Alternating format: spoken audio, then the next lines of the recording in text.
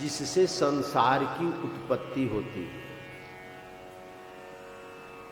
जो संसार का पालन करता है, जो संसार का संहार करता है, ये तीन क्रियाएं जिसके द्वारा होती हैं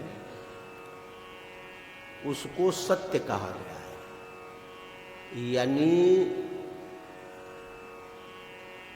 ये जो संसार हमको दिखाई पड़ रहा है, जिस रूप में दिखाई पड़ रहा है,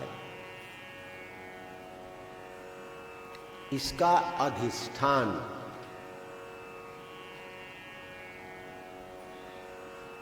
सत्य है और उसी सत्य को ज्ञान भी कहते हैं। ज्ञान मात्रम परब्रह्म परमात्मेश्वरः पुमान्।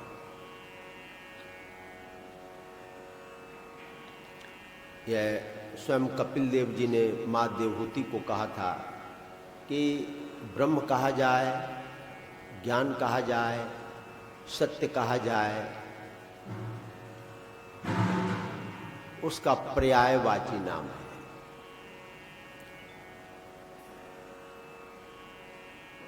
जो बनाए संसार को, विषय थोड़ा कठिन होगा, जो संसार को बनाए, तो जब हम ये कहते हैं कि जो संसार को बनाए, तो संसार बनाने वाला अलग होगा और जिस वस्तु से बनाएगा वो वस्तु अलग होगा। जैसे कुम्हार घड़े को बनाता है तो घड़ा, वो कुम्हार अलग और मिट्टी अलग, लेकिन संसार को बनाने वाला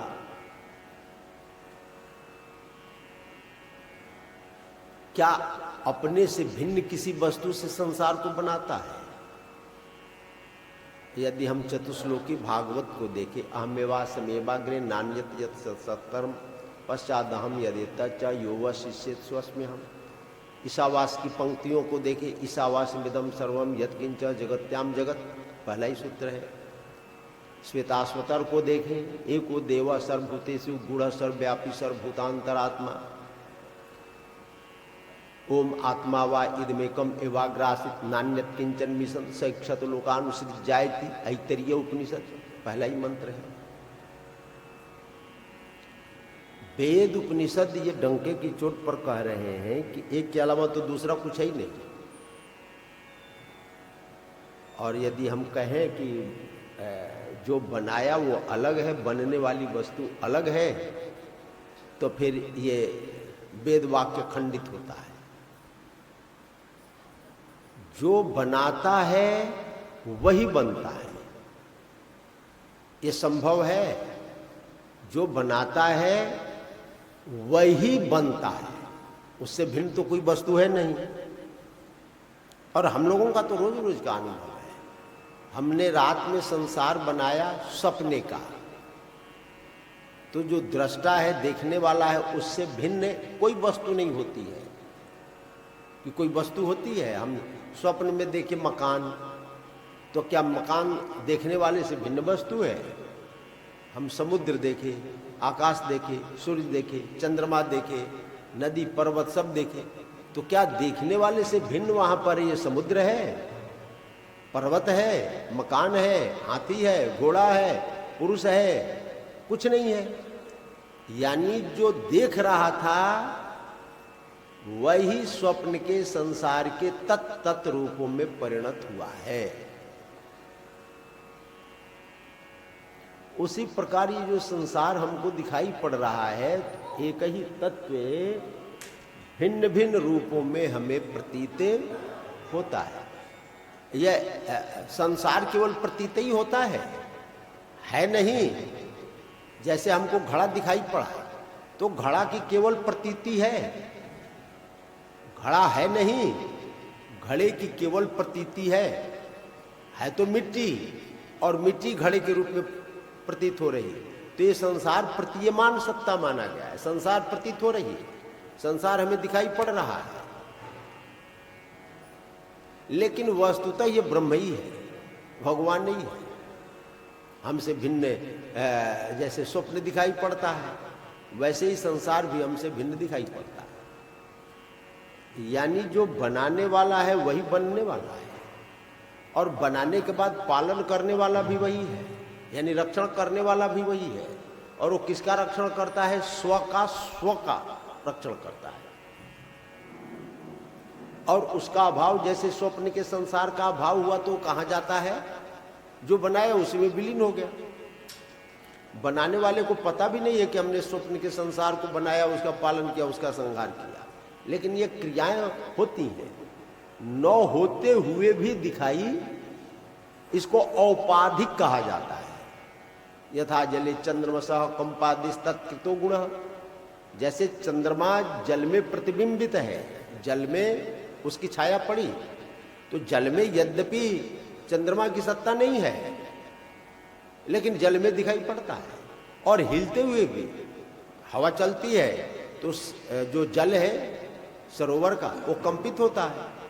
तो कंपित जल में आकाशस्थ चंद्रमा भी कंपित दिखाई पड़ता है। वास्तव में कंपन नहीं है, लेकिन कंपन दिखाई पड़ता है। तो ये सारा संसार ही औपाधिक माना गया है। जन्माद्यस यतोन्वयादि तरता, या अगले शब्द में वो स्पष्ट कर रहे हैं अन्वयात और इतरता। जैसे स्वप्न के संसार में दृष्टा अन्वित है, प्रविष्ट है, यानी वही है जो स्वप्न के संसार के रूप में दिखाई पड़ रहा है, वो दृष्टा ही है। लेकिन दृष्टा होते हुए भी उसकी सत्ता जो देख रहा है उससे भिन्न है। आश्चर्य होगा, हम घड़े को और मिट्टी को एक मानते हैं। जो घड़ा है वही मिट्टी है, जो मिट्टी है वही घड़ा है। घड़े की सत्ता, घड़े का अस्तित्व मिट्टी से अलग है ही नहीं। मिट्टी में ही एक आकार बना हुआ है जिसको हम घड़ा बोलते हैं। है क्या चीज? मिट्टी। उस मिट्टी का हो सकता है सकोरा भी बन जाए, कुल्हड़ भी बन जाए, खिलौना भी बन जाए। वो उसमें अन्वित होते हुए भी उससे पृथक है। अन्वयात् इतरतः अविज्ञः, और वो सब कुछ जानता है। ये हम लोग ऐसा मानते हैं कि आत्मा ज्ञाता है, हम ज्ञाता मानते हैं।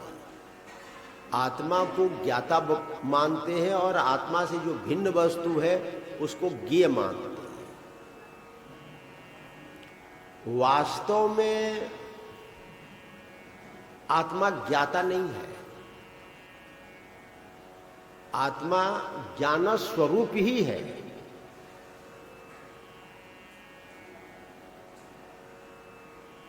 आत्मा जो है वो ज्ञान स्वरूप है, और अपने से जो भिन्न वस्तु को जानते हो जड़ होती है। अच्छा, ये आत्मा को यदि हम औपाधिक ज्ञाता मानते हैं, दृष्टा दृश्य मात्र शुद्धोपि प्रत्ययानुपश्य, जो आत्मा है वो केवल देखता है। क्या देखता है उसका एक विषय नहीं है। जैसे ये विद्युत है, बिजली, बिजली का काम है सत्ता देना, इसके अलावा उसका कोई काम नहीं है। बिजली वही है, यहां प्रकाश फैल रहा है, बिजली वही है। इसके ऊपर जो बल्ब है ये सफेद दिखाई पड़ रहा है, इसके ऊपर काला कांच लगा दिया जाए तो ये प्रकाश काला हो जाएगा। ये हीटर में लगा दिया जाए तो गर्म हो जाएगा, और फ्रिज में लगा दिया जाए तो ठंडा करेगा। जो विद्युत है उसका एक काम है केवल सत्ता देना, और उसका कोई फंक्शन नहीं है। उसको अविक्रिय निर्विकार है, उसको निर्विकार कहा जाता है, उसमें निष्क्रिय कहा जाता है। यदि हम कहें कि वो प्रकाश फैला रहा है तो ये प्रकाश फैलाना क्रिया हो गई, तो आत्मा के स्वरूप का, आत्मा के धर्म का खंडन होता है। अविक्रिय स्व दीर्घ हेतु व्यापको संज्ञानावृत, आत्मा का जो लक्षण कहा गया है वो फिट नहीं बैठता है। तो जो आत्मा है केवल सत्ता देता है, आंख से देखने की सत्ता, आत्मा तो वही है। कान में सत्ता दे देता है तो कान सुनने लगता है, हाथ में सत्ता दे देता है तो काम करने लगता है, मन में सत्ता देता है तो संकल्प विकल्प मन करने लगता है, बुद्धि में सत्ता दे देता है तो बुद्धि निर्णय करने लगती है, अहम में सत्ता देता है तो अपने आप को अलग अलग मान लेते हैं। उसका काम केवल सत्ता देना है, सानिध्य उसका है, उसके सानिध्य के बिना हाथ ये हिलेगा नहीं। लेकिन हाथ का हिलाना उसका काम नहीं है, हाथ में केवल सत्ता देना उसका काम है। जैसे ये पंखा चल रहा है तो हम लोग कहते हैं कि बिजली है तो पंखा चल रही है, नहीं, बिजली का फंक्शन है इसको सत्ता देना, बाकी जो घूमने की क्रिया है वो मशीन के अंदर है। लेकिन हम लोग यही कहते हैं कि यह पंखा चल रहा है विद्युत के संयोग से, विद्युत के संयोग से चल रहा है, उसका काम केवल सत्ता देना है। विद्युत की उपस्थिति, इसके अतिरिक्त विद्युत का और कोई फंक्शन नहीं है। उसी प्रकार आत्मा का फंक्शन केवल इतना ही है कि वो सत्ता दे रहा है, बस संयुक्त है, सब कुछ उसी के सानिध्य में हो रहा है। लेकिन सब कुछ होते हुए भी वो फिर निष्क्रिय ही है, कुछ करता ही नहीं है। अभिज्ञ वो सब कुछ जानता है। देखिए अभी हमको बहुत कुछ याद है, हम श्लोक भी बोल रहे हैं, बात भी कर रहे हैं, आपको पहचान भी रहे हैं, देख भी रहे हैं, सुन भी रहे हैं, बहुत कुछ कर रहे हैं। लेकिन आत्मा तो वही है, सुसुप्ति में चला जाता है, सुसुप्ति में सो जाता है, तो क्या आप खड़े हो जाएं तो आपको पहचानेगा?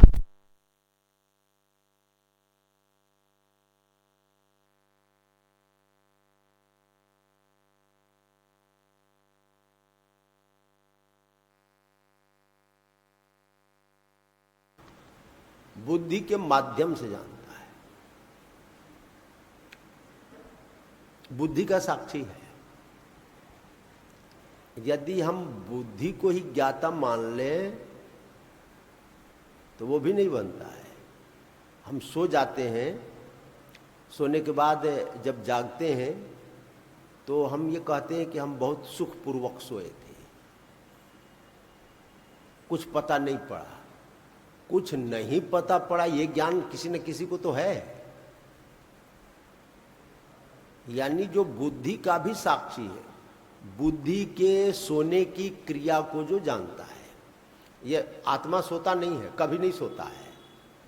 आत्मा का सोने का काम ही नहीं है, ये जागने सोने का काम। जागृत स्वप्न सुसुप्तम च गुणतो बुद्धि वृत्तिया, ये बुद्धि की वृत्ति है, जागना भी और सोना भी। सुसुप्ति की अवस्था भी बुद्धि में होती है, आत्मा में नहीं। बुद्धि कभी जागृत होकर के काम करती है, वही बुद्धि सो करके स्वप्न देखती है, और वही बुद्धि कभी स्वप्न का अभाव हो जाता है, सुसुप्ति की दशा में चली जाती है। ये बुद्धि में है। और जो आत्मा है, जागृत स्वप्न सुसुप्तम च गुणतो बुद्धिवृत्ति तासाम विलक्षणो जीव साक्षित्वेन, वो केवल साक्षी है। बुद्धि सो रही है तो देख रहा है कि बुद्धि सो रही है, बुद्धि जग गई तो आत्मा का काम है कि बुद्धि काम कर रही है। सुसुप्ति में चली गई, स्वप्न देखने लगी बुद्धि, तो आत्मा वो सोचता नहीं है। आत्मा में संकल्प विकल्प भी नहीं है ना, ये सब कुछ नहीं है। अभिज्ञ और स्वराट, स्वराट माने जो स्वयं प्रकाशित है, जो स्वराट है। जैसे सूर्य है वो स्वराट है, सूर्य को प्रकाशित करने के लिए लालटेन की जरूरत नहीं होती है, वो सारे जगत को प्रकाशित करता है और स्वयं भी प्रकाशित रहता है। आत्मा है, सारे शरीर को प्रकाशित कर रहा है, और उसको प्रकाशित करने के लिए किसी दूसरे प्रकाश की जरूरत है जी? नहीं। उसको दूसरा प्रकाश कभी प्रकाशित कर ही नहीं सकता है, क्योंकि जो प्रकाश मिला है वो उसी के प्रकाश से प्रकाश मिला है। मार्चिसा स्वा, जैसे सूर्य की किरणें चाहें कि हम सूर्य को प्रकाशित कर दें तो ये संभव नहीं है, क्योंकि सूर्य के किरणों की सत्ता तब तक है जब तक उनका सूर्य से संबंध है। सूर्य से संबंध न हो तो सूर्य की किरणें भी अस्तित्वहीन हो जाएंगी। स्वराट, वो स्वयं प्रकाशित है। जैसे स्वप्न का संसार प्रकाशित करने का काम आत्मा का है, लेकिन आत्मा को प्रकाशित करने का काम स्वप्न के किसी सूर्य का नहीं है। आत्मा स्वयं प्रकाशित है, और उसी के प्रकाश से स्वप्न का संसार प्रकाशित होता है। स्वराट, अभिज्ञा स्वर, तेने ब्रह्म हृदय आदि कवय। ये हम लोगों को जो ज्ञान मिल रहा है ये वेद के द्वारा मिलता है। वेद में संपूर्ण ज्ञान का प्रकाशन है, संपूर्ण ज्ञान। ये प्रश्न आता है क्या ईश्वर को प्रकाशित किया जा सकता है? क्या शब्द से प्रकाशित किया जा सकता है ईश्वर को? भगवान को क्या शब्द से पहचाना जा सकता है? नहीं। भगवान को कभी शब्द से पहचाना ही नहीं जा सकता। शब्दों ने यत्र पुरकार कुमान क्रियार्थो यतो वाचो निवर्तन्ते अप्राप्य मनसा सह। मन बुद्धि की वहां पर पहुंच ही नहीं है, वाणी की पहुंच ही नहीं है, शब्द की पहुंच ही नहीं है, तो उसका वर्णन ही नहीं हो सकता है। लेकिन वेद तो वर्णन करता है ना, वेद नहीं वर्णन करता है, वो शाखा चंद्र न्याय से ही वर्णन करता है। अपने आत्मा के बारे में आप क्या बोलेंगे? बोलिए अपने आत्मा के बारे में। आत्मा के ऊपर आप लिखेंगे, क्या लिखेंगे? क्योंकि लेखनी चलती है उसी के प्रकाश में, तो उसका प्रकाशन हो ही नहीं सकता है। उसके अतिरिक्त तो सब जड़ है। हाथ जड़ है, हाथ लिख सकता है क्या उसके बारे में? बुद्धि भी जड़ है, मन भी जड़ है, चित्त भी जड़ है। वो चेतन के बारे में क्या बोलेंगे, क्या लिखेंगे, क्या कहेंगे? कुछ नहीं। मौन, मौन, अरे माया के बारे में ही कहा, अनिर्वचनीय, अनिर्वचनीय है। तो वो उस वेद, जिस अंश में वेद ब्रह्म को प्रकाशित करता है, चेतन को प्रकाशित करता है, पुरुष को प्रकाशित करता है, एक अंश में, किसी अंश में, उस चेतन के अंश को बुद्धि ग्रहण करती है, और ग्रहण करके सत्वगुण में स्थित होकर के महापुरुष लोग जो देखे, जो सुने, उसको पंक्तिबद्ध किए, उसी को वेद बोलते हैं। सर्वांश में तो उसका प्रकाशन हो ही नहीं सकता है। तेने ब्रह्म हृदय याद कवय मुह्यन्ति यत् सूरय। बड़े बड़े ज्ञानी भी वेद के संबंध में मोहित हो जाते हैं। तेजो बारी मृदम, ये संसार को भ्रांत बोला गया है। संसार भ्रांति है। जैसे किसी को रस्सी में सर्प की भ्रांति हो जाए, क्या बोलते हैं उसको? भ्रांति। तो ये संसार भी भ्रांत है। जैसे किसी को मृग मरीच का दिखाई पड़ जाए, मृगजल, उसकी सत्ता नहीं है, लेकिन फिर भी दिखाई पड़ जाता है। अज्ञान के कारण ना कुछ भी बोले। तेजो बारी में, ये सारा संसार ही है भ्रांत है। और भ्रांति मुख्यतः तीन वस्तुओं में ही होती है। तेज, अग्नि, अग्नि का हम दर्शन करते हैं, वायु का दर्शन नहीं करते हैं, आकाश का भी दर्शन नहीं करते हैं, लेकिन तेज का यानी अग्नि का दर्शन करते हैं। अग्नि में दृश्यत्व है, अग्नि को हम देख सकते हैं, जल को भी देख सकते हैं, और मृदा मिट्टी को भी देख सकते हैं। तो जिन वस्तुओं का आंख से संबंध है दृष्टि सापेक्ष है, उसी में भ्रांति होती है। जैसे रस्सी में सर्प दिखाई पड़ा तो ये दृष्टि सापेक्ष है ना, सर्प भी रस्सी भी, लेकिन रस्सी का बोध न होने के कारण रस्सी में ही सर्प की प्रतीति हुई। जो प्रतीयमान सत्ता है सर्प है नहीं वो, लेकिन सादृश्य के कारण रस्सी और सर्प एक जैसे दिखाई पड़ते हैं, तो अंधकार के कारण वो दिखाई पड़ जाए, हो सकता है। तो वो दृष्टि सापेक्ष है। तो तेज, जल और मृदा, जैसे जल में स्थल की भ्रांति हो जाए, स्थल में जल की भ्रांति हो जाए, जल में स्थल की भ्रांति हो जाए, सूर्य किरणों में जल की भ्रांति हो जाए, वो हो सकता है भ्रांति। ये भ्रांति का स्वरूप तीन ही बताया है, और ये इन तीनों का ही कारक तत्व माना है संसार को। है पंचभूतों से बना, किसी न किसी अंश में आकाश भी है, वायु भी है, लेकिन मुख्यतः ये तीन ही माना है, तेज, जल और पृथ्वी, और इसी में भ्रांति होती है।